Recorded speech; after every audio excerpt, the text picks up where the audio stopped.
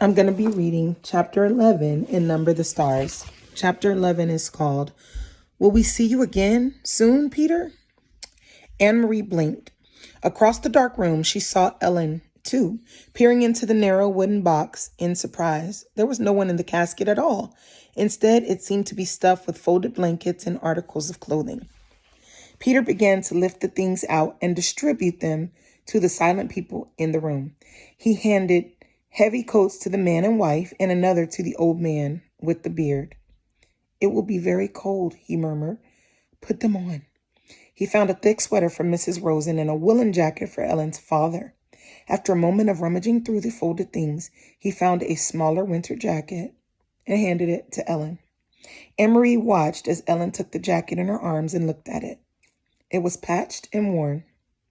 It was true that there had been few new clothes for anyone during the recent years, but still, Ellen's mother had always managed to make clothes for her daughter, often using old things that she was able to take apart and refashion in a way that made them seem brand new.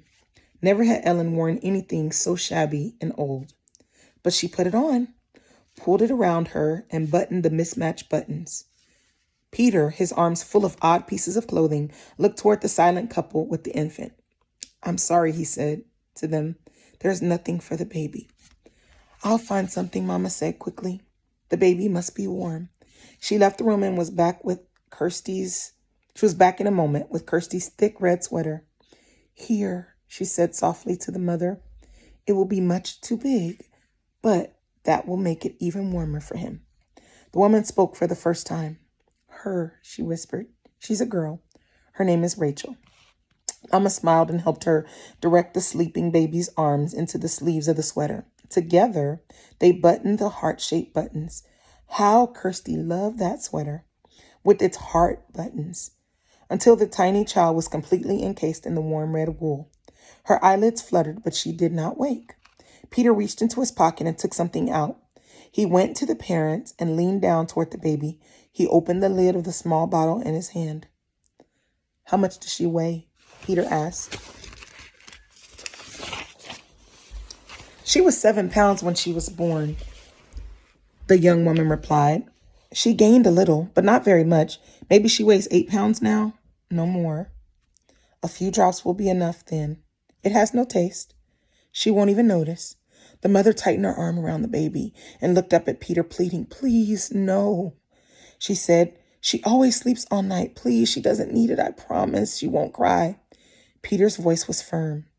We can't take a chance, he said. He inserted the dropper of the bottle into the baby's tiny mouth and squeezed a few drops of liquid into her under her tongue. The baby yawned and swallowed. The mother closed her eyes. Her husband gripped her shoulder. Next, Peter removed the folded blankets from the coffin, one by one, and handed them around.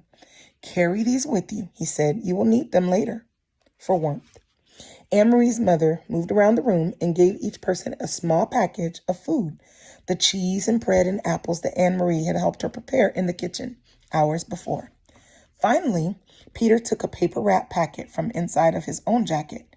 He looked around the room at the assembled people, now dressed in the bulky winter clothing, and then motioned to Mr. Rosen, who followed him to the hall. Anne-Marie could overhear their conversation. Mr. Rosen, Peter said, I must get this to Henrik, but I might not see him. I'm going to take the others only to the harbor, and they will go to the boat alone. I want you to deliver this. Without fail, it is of great importance. There was a moment of silence in the hall, and Anne-Marie knew that Peter must be giving the packet to Mr. Rosen. Anne-Marie could see it protruding from Mr. Rosen's pocket when he returned to the room and sat down again. She could see, too, that Mr. Rosen had a puzzled look. He didn't know what the packet contained. He hadn't asked. It was one more time Anne-Marie realized when they protected one another by not telling. If Mr. Rosen knew, he might be frightened. If Mr. Rosen knew, he might be in danger. So he hadn't asked, and Peter hadn't explained. Now, Peter said, looking at his watch, I will lead the first group. You, and you, and you. He gestured to the old man and the young couple with their baby. Ing, he said. Anne-Marie realized that it was the first time He had heard Peter Nielsen call her mother by her first name before. It had always been Mrs. Johansson. Or in the old days, during the merriment and excitement of his engagement to Lise, it had occasionally been Mama. Now it was Ing. It was as if he had moved beyond his own youth and had taken on his place in the world of adults. Her mother nodded and waited for his instructions. You wait 20 minutes and then bring the Rosens. Don't come sooner. We must separate on the path so there is less chance of being seen. Mrs. Johansson nodded again.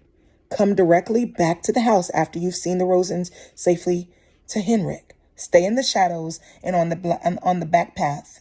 You know that, of course. By the time you get the Rosens to the boat, Peter went on, I will be gone. As soon as I deliver my group, I must move on. There is other work to be done tonight.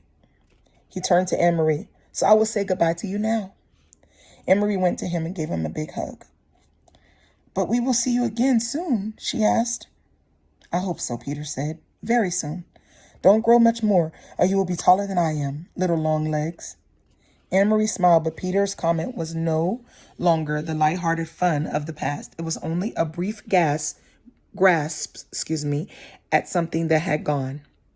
Peter kissed Mama wordlessly. Then he wished the Rosens Godspeed, and he led the others through the door. Mama, Anne-Marie, and the Rosens sat in silence. There was a slight commotion outside the door, and Mama went outside to quickly look out. In a moment, she was back. It's all right, she said, in response to their looks. The old man stumbled, but Peter helped him up. He didn't seem to be hurt. Maybe just his pride, she added, smiling a bit. It was an odd word, pride. Anne-Marie looked at the Rosens sitting there wearing the misshapen, ill-fitted clothing, holding ragged blankets folded in their arms, their faces drawn and tired. She remembered the earlier, happier times. Miss Rosen, her hair neatly combed and covered, lighting the Sabbath candles, saying the ancient prayer, and Mr. Rosen, sitting in the big chair in their living room, studying his thick books, correcting papers, adjusting his glasses, looking up now and then to complain good-naturedly about the lack of decent light. She remembered Ellen in the school play, moving confidently across the stage, her gestures sure, her voice clear. All of those things, those sources of pride, the candlesticks, the books, the daydreams of theater, had been left behind in Copenhagen. They had nothing with them now. There was only the clothing of unknown people for warmth, the food from Henrik's farm for survival, and the dark path ahead through the woods to freedom. Anne-Marie realized, though she had not really been told, that Uncle Henrik was going to take them in his boat across the sea to Sweden. She knew how frightened Mrs. Rosen was of the sea, its width, its depth, its cold. She knew how frightened Ellen was of the soldiers with their guns and boots who were certainly looking for them. And she knew how frightened they all must be of the future. But their shoulders were as straight as they had been in the past, in the classroom, on the stage, at the Sabbath table. So there were other sources, too, of pride. And they had not left everything behind.